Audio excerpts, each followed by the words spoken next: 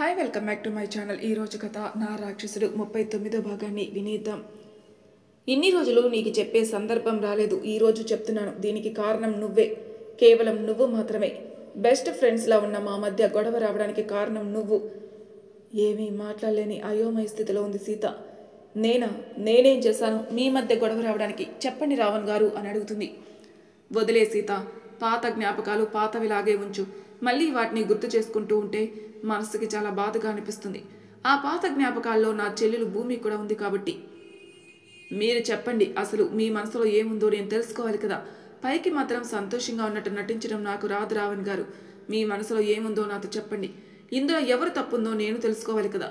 ఇప్పుడు మీరు చెప్పేశారు తప్పంతా నీదే, నీ వల్లే మా మధ్య గొడవలు వచ్చాయని. అలాంటిది ఇప్పుడు ఆ మాటని మధ్యలో ఎలా వదిలేస్తానో చెప్పండి.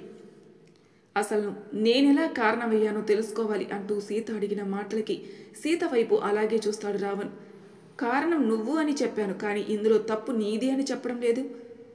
రెండు ఒకటే కదా. కారణం నేనేనా? ఒకవేళ దానికి బాధ్యత కూడా నాదే అవుతుందేమో. ఈ విషయం నీకు చెప్పకూడదు అనుకున్నాను. ఇలా ఆవేశంతో బయటకు వచ్చేస్తుంది అనుకోలేదు. కొన్ని మనం అనుకున్న మాత్రాన అవి మనసులో దాచుకొని ఉంచాలి అంటే కష్టం సీత. అతను ఎవరో కాదు, స్వయాన కౌశిక్ వాళ్ళ అన్నయ్య కేశవ్. అందరితో చాలా తక్కువ మాట్లాడతాడు వాడు. వీళ్ళిద్దరూ ట్విన్స్, సేమ్ ఒకే క్లాస్మేట్స్. మేం చిన్నప్పటి నుంచి కలిసి చదువుకున్నాం, కలిసి పెరిగాం అని చెప్పాలి. ఎలా ఉండేదంటే కౌశిక్ అన్న నా దగ్గర అప్పుడప్పుడు కొన్ని నిజాలు దాచేవాడు. ఆ అమ్మాయిల విషయంలో. అంటే ఆ అమ్మాయితో సరదాగా మాట్లాడుతూ ఆ అమ్మాయిని తనకి ప్రపోజ్ చేయటం వాడు చేసే చిన్న చిన్న కోతి పనులు. అప్పుడు మేము డిగ్రీలో ఉంటాం, తెలిసి తెలియని వయసు కదా. కానీ కేశవ్ మాత్రం నాతో ప్రతి ఒక్క విషయం షేర్ చేసుకునేవాడు. ఎలా అంటే నాకు చెప్పందే వాడు ఏ పని చేయడు. చివరికి వాళ్ళ ఇంట్లో ఏమైనా స్పెషల్ చేసినా సరే నాకు తీసుకుని వచ్చి ఇచ్చేవాడు. అంత ఇంపార్టెంట్ ఇచ్చేవాడు నాకు. అలా డిగ్రీ కంప్లీట్ అయింది. అప్పుడు చూశాను నేను. అప్పుడు ప్రేమించడం మొదలుపెట్టాను. నాకు తెలియని విషయం ఏంటంటే కేశవ్ కూడా నేను ప్రేమిస్తున్నాడని. ప్రతి ఒక్కటి నాతో షేర్ చేసుకుంటాడు. కానీ నీ విషయంలో అలా జరగలేదు. అప్పటి వరకు నేను నిన్ను ప్రేమిస్తున్నాననే విషయం కౌశిక్కి తెలుసు, కేశవ్కి తెలుసు. కానీ కౌశిక్ మాత్రం నిన్ను సిస్టర్గా భావించేవాడు. ఏంట్రా చెల్లి కోసం తిరుగుతున్నావా? తను చాలా చిన్న అమ్మాయిరా, అలాంటిది ఆ అమ్మాయిని ఎలా ప్రేమించావురా అని అడిగేవాడు కౌశిక్. నాతో సరదాగా మాట్లాడేవాడు, ఆట పట్టిస్తూ ఉండేవాడు. అలాగే నీ గురించి చాలా సపోర్టింగ్గా మాట్లాడేవాడు. ఎందుకంటే నిన్ను ఫాలో అవుతూ నీడలా నీ చుట్టూ తిరిగే వాడిని కదా. ప్రతి ఒక్క మూమెంట్ నాకు తెలుసు కాబట్టి నువ్వు ఎంత కష్టపడ్డావో అన్నీ చూస్తూనే ఉన్నాను. మాటల్లో చెప్పలేని సీత, తెలియకుండానే నీ మీద నాకు ఇష్టం ఏర్పడిపోయింది. కానీ ఇంకొక రెండు కళ్ళు నీ వైపే అదే ప్రేమానురాగాలతో చూస్తుందని నాకు తెలియదు. కానీ అది ఒక క్రూరత్వమైన ప్రేమగా మారింది. పోను పోను వాడు నాతో మాట్లాడడం మానేశాడు. ఎలాగైనా నేను దక్కించుకోవాలన్న స్వార్థం వాడిలో ఏర్పడింది. మెల్లిమెల్లిగా మా నుంచి దూరంగా పోవడానికి ప్రయత్నించడం మొదలుపెట్టాడు. మా పీజీ కంప్లీట్ అయ్యే సమయానికి వాడు పూర్తిగా మారిపోయాడు. డ్రింక్ చేయడం, అప్పుడప్పుడు అమ్మాయిల దగ్గరికి వెళ్తున్నాడని కూడా తెలిసింది. కానీ దానికి కారణం ఎవరో తెలియదు. అసలు వీడు ఇలా మారడానికి కారణం కూడా ఏంటో తెలియదు. అసలు వాడి మనసులో ఏముందో మాకు కూడా తెలియదు కదా. అలా అనుకోకుండా వాడు ఎప్పుడూ ఒకే గదిలో ఉండడం కౌశిక్ గమనించాడు. ఇంట్లో వాళ్ళు వాడి మీద అరవడం కూడా మొదలుపెట్టాడు. ఇలా ఉంటే ఎలా చెప్పు? అందరి ముందు మా పరువు పోతుందని ఇన్ని రోజులు నిన్ను ఎలా చూసుకున్నాంరా? అలాంటిది ఇంత వయసు వచ్చిన తర్వాత నలుగురిలో మా పరువు తీస్తున్నావా అంటూ అంకుల్ గొడవపడ్డారు. ఒక అమ్మాయి విషయంలో వాడు మిస్బిహేవ్ చేశాడని ఆ అమ్మాయి పోలీస్ స్టేషన్ వరకు వెళ్ళి కంప్లైంట్ చేసింది. అప్పుడే అనుకుంటా, అప్పుడు బెయిల్ మీద వాడిని బయటికి తీసుకొచ్చింది మేము బయటికి తీసుకుని వచ్చిన 3 రోజుల తర్వాత వాడు కనిపించకుండా మాయమైపోయాడు. ఎక్కడికి వెళ్ళాడు ఎవరికీ తెలీదు. ఏం చేస్తున్నాడో ఎవరికీ తెలీదు. వాడి కోసం తిరగని చోటంటూ లేదు. కంప్లైంట్ ఇవ్వని స్టేషన్స్ లేవు. అలా వాడి గదికి వెళ్ళిన తర్వాతే తెలిసింది. ఎక్కడ చూసినా నీ ఫొటోసే, చిన్న చిన్నవి కత్తిరించి బెడ్ దగ్గర, బుక్స్లో, మిర్రర్ దగ్గర, చివరికి వాష్రూమ్లో కూడా పెట్టుకుని ఉన్నాడు. అసలు అర్థం కాలేదు మా ఇద్దరికి. అసలు ఏం జరుగుతుందనే ఆలోచన మమ్మల్ని ఉక్కిరి బిక్కిరి చేస్తుంది. వాడి గురించి అంకుల్ ఆంటీ ఆలోచించని రోజంటూ లేదు. మేము కూడా కంప్లైంట్ ఇచ్చిన తర్వాత ఎలాంటి క్లూ కూడా దొరకలేదు. తర్వాత వాడి గురించి కొద్ది రోజులకి మెల్లగా మర్చిపోవడం జరిగింది. తర్వాత నేను కంపెనీలో జాయిన్ అవ్వడం, విజ్జు నన్ను ఇష్టపడడం, భరత్ నా చెల్లిని పెళ్లి చేసుకోవడానికి ప్రపోజల్ తీసుకురావడం, తర్వాత భూమి చనిపోవడం. అప్పుడే తెలిసింది భరత్ చేత ఈ పని చేయించడానికి కారకుడు కూడా అయ్యాడు కేశవ్ అని. ఆ రోజు మా చెల్లిని హాస్పిటల్కి తీసుకుని వెళ్ళిన తర్వాత అక్కడ నువ్వు కూడా ఉన్నావు. అప్పుడు తను పోస్ట్ మార్టం చేసేటప్పుడు కొన్ని థింగ్స్ బయటికి తీసుకుని వచ్చారు. అలా నా చెల్లి కుప్పెట్లో చిక్కిన $1 అది తీసుకుని వచ్చి స్వయంగా నువ్వే నా చేతిలో పెట్టావు.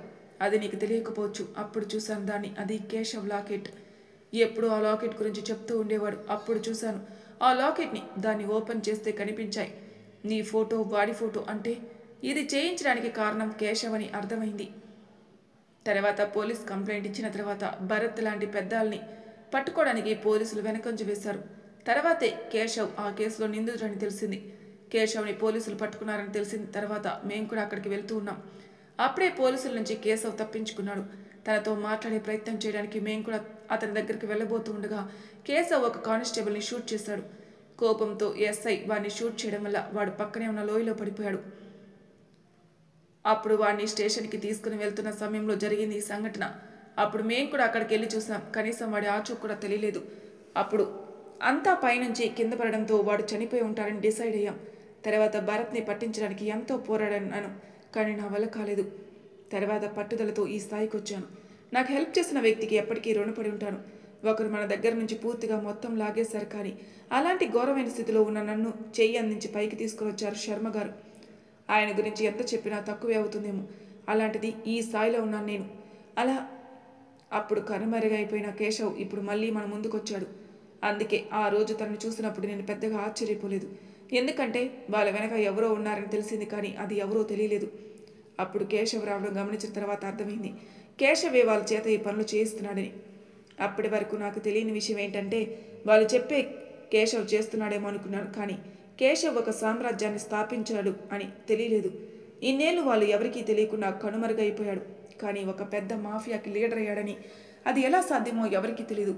చీకటి ముసుగులో వాడు చేస్తున్న ఘోరాలు, నేరాలు తలుచుకుంటేనే వాడి మీద అసహ్యాన్ని ఏర్పాటు చేస్తాయి. అమ్మాయిలతో బిజినెస్, ఒక అమ్మాయిని ఇష్టపడినప్పుడు ఆ అమ్మాయితోనే ఉండాలి అంటూ, అలా కాకుండా ఇలాంటి అమాయకమైన అమ్మాయిల జీవితాలతో ఆడుకుంటూ శారీరకంగా వాడి కోరిక తీర్చుకుంటూ ఆ అమ్మాయిల్ని దుబాయ్కి ఎక్స్పోర్ట్ చేస్తున్నాడు. అది కాకుండా డ్రగ్స్ బిజినెస్, గన్స్ సప్లై ఇలా చాలానే చేస్తున్నాడు వాడు. వాడి గురించి పూర్తిగా తెలుసుకున్నాం, కానీ ఇప్పుడు మనిషిని చూసిన తర్వాత అర్థమైంది తను ఒక క్రూరమైన వ్యక్తిగా మారిపోయాడని. అలాంటి వ్యక్తితో పోరాడాలంటే చాలా కష్టమే, కానీ తప్పదు. ఇన్ని రోజులు నేను బ్రతికే ఉన్న విషయం నీకెందుకు చెప్పలేదంటే, ఒకవేళ మళ్ళీ నాకు ఏమైనా ఇలాంటి పరిస్థితి ఎదురైతే, ఇప్పుడైతే ప్రాణాలతో బయటపడ్డాను, కానీ ఈసారి తిరిగి వస్తానో తిరిగి రానో నాకు తెలియదు సీత. మళ్ళీ దూరం అయితే నువ్వు తట్టుకోలేవని నాకు తెలుసు. అందుకే ఇంతకాలం నేను ప్రేమించిన వ్యక్తి నా పక్కనే ఉంది, కానీ తనతో మనసు విప్పి మాట్లాడలేకపోతున్నాననే భావన నన్ను ఎంత కలించి వేసిందో నాకు మాత్రమే తెలుసు. నువ్వు నాకు దూరమైనా నేను నీకు దూరమైనా బ్రతకడం చాలా కష్టం సీత. అందుకే నీకు చెప్పకూడదు అనుకున్నాను. ఈ ప్రాబ్లంకి సాల్వ్ దొరకాలని ఆశించాను, కానీ నువ్వు చేసిన పిచ్చి పని వల్ల చెప్పాల్సి వచ్చింది. నీకేమైనా జరిగితే మేమేమైపోతాం? నువ్వు ఒక్కసారైనా ఆలోచించావా? ఆలోచించవు, ఎందుకంటే నువ్వు మొండిదానివి కదా అంటూ అప్పటి వరకు మండే కళ్ళతో మాట్లాడిన రావణ్ కంట్లో కన్నీళ్లు చూస్తుంది సీత. అది కూడా మొదటిసారి. తన కళ్ళ ముందు ఎప్పుడూ గర్వంగా మాట్లాడే రావణ్ కంట్లో నుంచి కన్నీళ్లు రావడం, ఒక పసివాడిలా తను మాట్లాడడం చాలా వింతగా అనిపిస్తుంది తనకి. నిజమే కదా, ఒక వ్యక్తిని మనస్ఫూర్తిగా ప్రేమిస్తే ఆ వ్యక్తికి ఏమైనా జరుగుతుందని తెలిస్తే మన మనసు తల్లడిల్లిపోతుంది. ఇప్పుడు రావణ్ మనసు కూడా అంతే. పైకి అరుస్తాడే కానీ తన మనసు మాత్రం వెన్నపూస. వాడి నుంచి నిన్ను కాపాడాలి అంటాడు. రావణ్ అని పేరు మాత్రమే నేను పెట్టుకున్నాను, అసలు రావణ్ వాడే సీత అని రావణ్ మాట్లాడుతూ ఉంటే రావణ్కి దగ్గరగా వచ్చి తన భుజం మీద తలపెట్టి అలా తలవాలుస్తుంది సీత. తన భుజం చుట్టూ చెయ్యి వేసి దగ్గరికి తీసుకుంటాడు రావణ్. అసలు నిన్ను ప్రేమించడానికి కారణం ఏంటో తెలుసా? అసలు నీకు నాకున్న సంబంధం ఏంటో తెలుసా అంటూ నవ్వుతూ తన వైపే చూస్తాడు. అని అంటూ ఉంటే రావణ్ మాట్లాడిన మాటలకి సమాధానం తెలియని ప్రశ్నలా అతని వైపే చూస్తూ ఉంది. కళ్ళు మాత్రమే ఎత్తి సీత. అంటే ఏంటి మీరు నన్ను అలా చూసి ఇష్టపడలేదా? అంటే ఎవరో చూస్తే నన్ను ఇష్టపడడం మొదలుపెట్టారా? లేకుంటే ఎవరైనా చెప్పారా? నిజం చెప్పండి. అంటే నేను మిమ్మల్ని తప్పుగా అనుకున్నాను. నిజంగా మీరు నన్ను ప్రేమించి నా చుట్టూ తిరిగారనుకున్నాను. ఇప్పుడు అర్థమవుతుంది మీరు కూడా ఎవరో చెప్తే నన్ను ప్రేమిస్తున్నారని అంటూ అప్పటి వరకు దగ్గరగా ఉన్న తను తనకి దూరంగా వెళ్ళిపోతుంది. ఏంటి నువ్వు ఏది కూడా సరిగ్గా వినవా? నేను మాట్లాడే మాట ఎందుకు మాట్లాడుతున్నాడో కాస్త ఆలోచించి వింటే నీకు అర్థమవుతుంది. ఇక వినడానికి ఏముంది చెప్పండి. ఎవరో చెప్తే నన్ను ప్రేమించారు. అసలు నాకు అర్థం కావడం లేదు నా జీవితంలోకి ఇలాంటి రాక్షసులు ఎలా వచ్చారని. మీరు నన్ను చూసి ఇష్టపడిన తర్వాత ఆ కేశవ్ నన్ను ఇష్టపడ్డాడు. అంటే తన ఈగో కోసమే ఇష్టపడ్డాడేమో తెలియదు, కానీ మీతో పోల్చుకుంటే అతనే బెటర్ ఏమో. అవునే, నీకోసం ఎదురు చూస్తున్నాడు, వెళ్తావా? లేకుంటే నన్నే తీసుకెళ్లి దిగబెట్టరమ్మంటావా? ఏదైనా చెప్తే విన్న తర్వాత దానికి సమాధానం చెప్పాలి. ఇలా లొడలొడ మాట్లాడకూడదు. అసలు మీ బాబాయ్ పెళ్లి చేసుకుంది ఎవరిని అనుకుంటున్నావు? ఎవరిని? ఎవరిని మీకు తెలుసా? మా పిన్ని ఎవరు? అదే కదా నేను అంటున్నాను. నేను మాట్లాడుతుంటే మధ్యలో ఇన్వాల్వ్ అవ్వకు అని నీకెన్నిసార్లు చెప్పినా నువ్వు అస్సలు అర్థం చేసుకో. సరే చెప్పండి అంటూ నోటి మీద వేలు వేసుకుంటుంది. మీ బాబాయ్ పెళ్లి చేసుకుంది స్వయాన మా మేనత్తని. అతనికి 2 అబ్బాయిలు. ఒకరోజు అత్తయ్య అనుకోకుండా తన ఫ్రెండ్ని కలవాలని అబద్ధం చెప్పి ఇక్కడికి వచ్చింది. అప్పటికే అత్తయ్యకి మాకు ఎలాంటి సంబంధం లేదు, మాటలు కూడా లేవు. అప్పుడప్పుడు అత్తయ్య నన్ను మాత్రమే కలిసేది. సూరత్ నుంచి మామయ్య తనని ఇక్కడికి పంపడానికి ఒప్పుకునేవాడు కాదు. మామయ్య నేను నిన్ను చూడకముందు మా ఇంటికి వచ్చారు. అది కూడా మాకు ఆశ్చర్యం కలిగించింది. ఎందుకంటే మామయ్యకి పరిచయం ఉన్న వ్యక్తి. మామయ్య అతనికి కంపెనీలో పనిచేస్తున్నారు. ఆయన కొడుకు వివాహం ఇదే ఊర్లో జరగడంతో ఇక్కడికి వచ్చారు. ఇక మామయ్యని బలవంతంగా ఒప్పించి మమ్మల్ని కలవడానికి వచ్చారు. అప్పటికే నాన్నగారు అత్తయ్యతో మాట్లాడడానికి ఒప్పుకోలేదు. కానీ అత్తయ్య అంటే నాకు చాలా ఇష్టం. చిన్నప్పుడు అత్తయ్య నన్ను ఎంత బాగా చూసుకున్నా నాకు తెలుసు. అలాంటిది చాలా సంవత్సరాల తర్వాత అత్తయ్య నా ముందుకొస్తే ఎలా ఉంటుంది? అందుకు అత్తయ్యతో ఆప్యాయంగా పలకరించడం మొదలుపెట్టాను. అలా అత్తయ్య నా ఫోన్ నెంబర్ తీసుకుంది. అప్పుడే నీ గురించి చెప్పడం మొదలుపెట్టింది. అసలు ఎవరి అమ్మాయి తన గురించి అత్తయ్య అలా చెప్తుంది? తన పిల్లల కంటే ఎక్కువ ప్రేమిస్తుంది నేను. నీ గురించి ఎంత చెప్తుందో. మామయ్య అంటే అత్తయ్యకి చాలా భయం కాబట్టి ఆయన్ని ఎదిరించి మీ దగ్గరికి రాలేకపోయింది. కానీ ప్రతి ఒక్కసారి నాకు ఫోన్ చేస్తే మీ గురించి అడిగేది.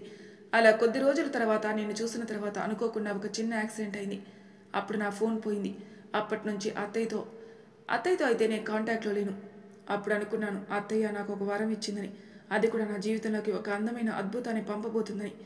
నిన్ను చూశాకే తెలిసింది. నీ మాటలను బట్టి అర్థమైంది నీ బిహేవియర్ ఎలాంటిదోని.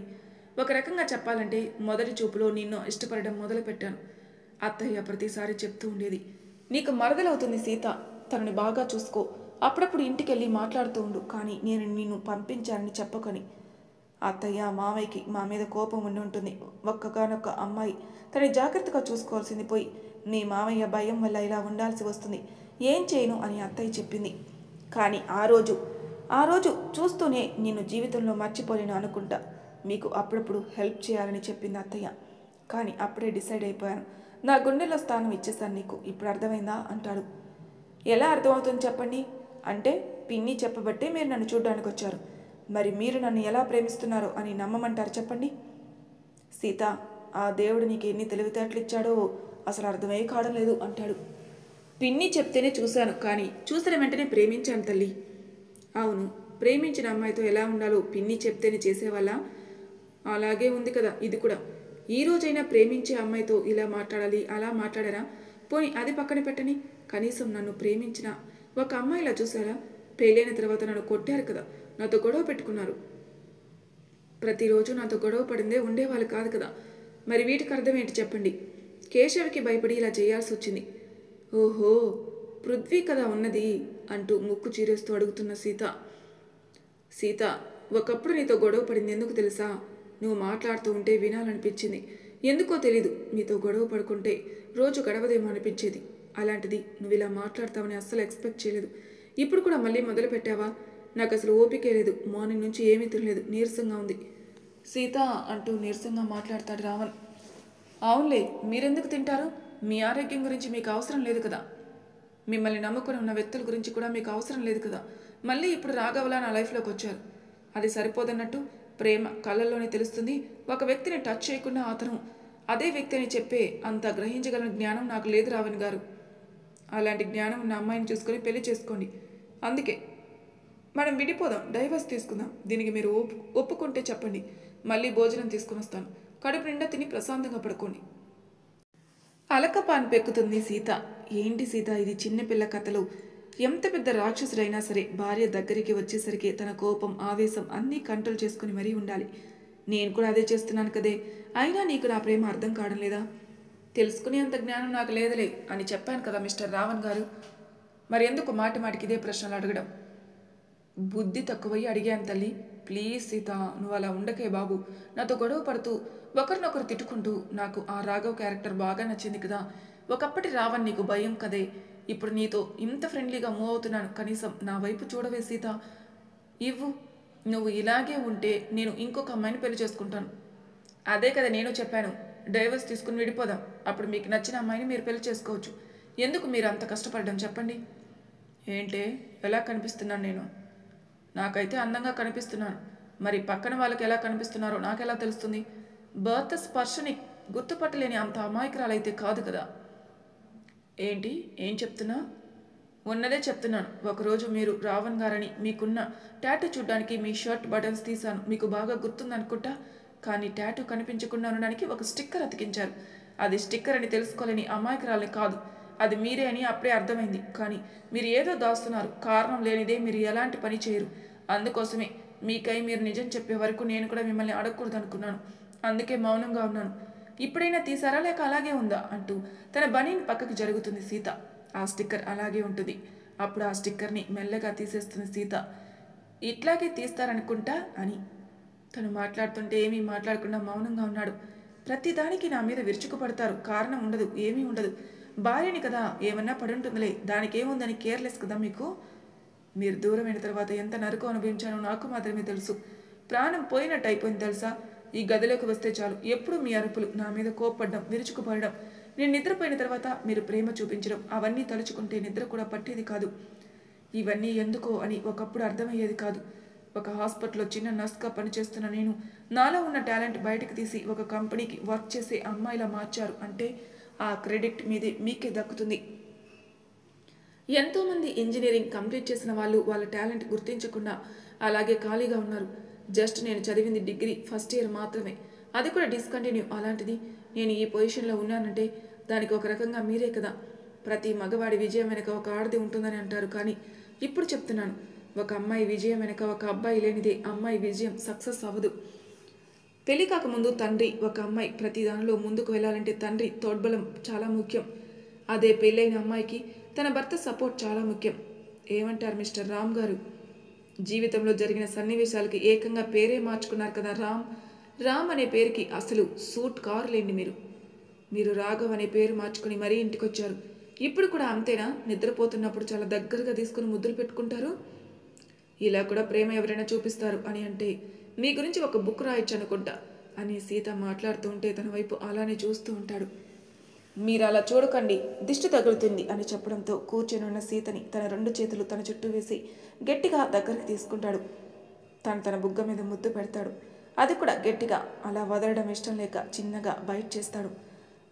అంటూ అరుస్తూ సీత తన బుగ్గ మీద చేతులు పెట్టుకుంటుంది. ఇన్ని రోజులు ఇలా చేయాలి అనుకున్నాను, బట్ చేయలేక నాలో ఉన్న భావాల్ని కంట్రోల్ చేసుకుంటూ ఎంత నరకం అనుభవించాను నాకే తెలుసు.